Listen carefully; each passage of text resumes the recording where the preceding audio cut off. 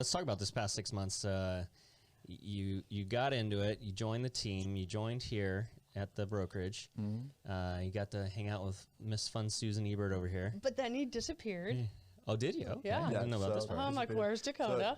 So July 2019, I disappeared until basically a year later, almost exactly a year later, because I was trying to do real estate part-time and not full-time and not giving it the time it deserves, thinking that I can, like I was saying, like all these YouTube people say, you can do it when you get off work and do that. And hey, I'll give it up to the people that make it happen, man. Honestly, the ones that make it happen, that's cool. But the reality of it is, like, if you aren't committed full time, like, it's just not gonna work. And that was the thing. I couldn't get the wheels rolling. Right.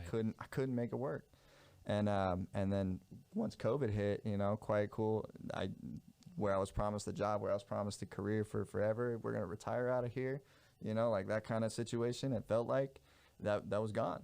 All of a sudden, it was like, hey, unfortunately, we have to make the business move, and you've been here a long time, and they, it's dollars and cents at the end of the day, and sorry, bro, but you got to go. Yeah. And lucky for me, I got blessed enough that that stimulus came out. I'm an unashamed stimulus baby right now. Okay? I know a lot of people were upset about that when it went down, and everybody's like, stimulus baby. Everybody's like, what do you mean you're making that much money to stay home? Like, all my tax dollars are going there and blah, blah, blah. Hey, unashamed, man. Like, I paid a lot of money into that unemployment for a long time.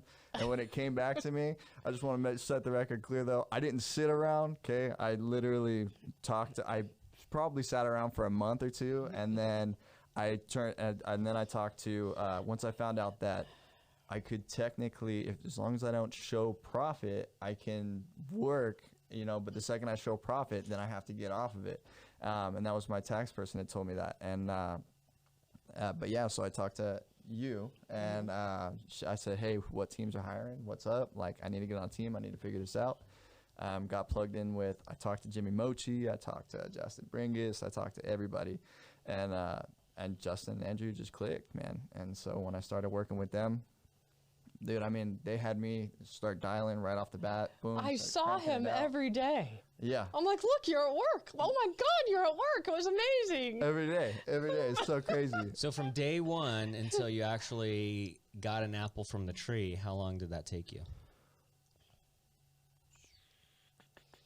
From when you started July. So it took me 30 days. The team and then got a deal. It took me 30 days. That's incredibly fast, actually. Yes. Yeah. So it took, but it was. But you put in that work though to make that happen. I put in mad work. Yeah. I was the guy that was trying. I was trying to make 100 calls a day. You know what I mean? I was like, dude, we got to do this. And Justin was like, but if you make 100 calls a day to nobody, you're wasting your time. Like, let me help you and guide you a little bit and show you what's up, and show you how to really start navigating this business. And it was good to have like that crazy work ethic, Yeah.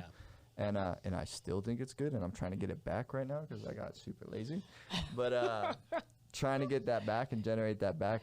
But we had listed Payette, and that house was amazing, beautiful pool in the backyard, and it ended up selling like 100,000 over asking, and we all jumped in the pool with suits on and stuff. Great pictures. That. Yeah. So that was your first deal? That was no. That was their first deal, but I got my first deal out of a fallout from that house. Oh, okay. So because obviously we get a lot of buyer leads and stuff from that, and so I ended up picking up a client from that house and bounced them out to Riverside, and ended up finding them a house over in Riverside. Wow. Yep. And so that was actually a really, really cool experience. But yeah, that was my first one, and right there it was 3 or 4 months on the unemployment, and then I got off it because I started making money.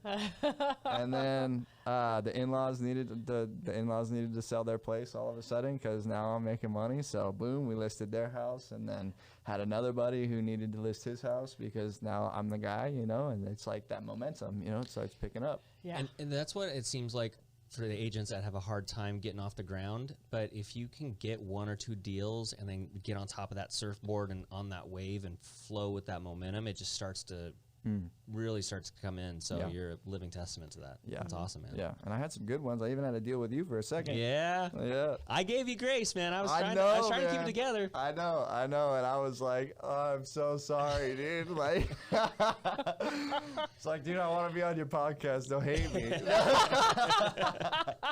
I'm a gracious man. But yeah, I don't know. In a market where it felt like everything was a sure thing, it wasn't. It was And- very weird and that it was- listing that you had, it Yeah. still hasn't sold. And I was like, yeah, it's fine. It's been about to. delayed. Yeah, it's been Yeah. delayed, and now we're finally getting there. And so, yeah. but I mean, we were able. Yeah, I was able to at least salvage that too. So it was cool. You know, we did that. Sold a piece of land. I sold the houses.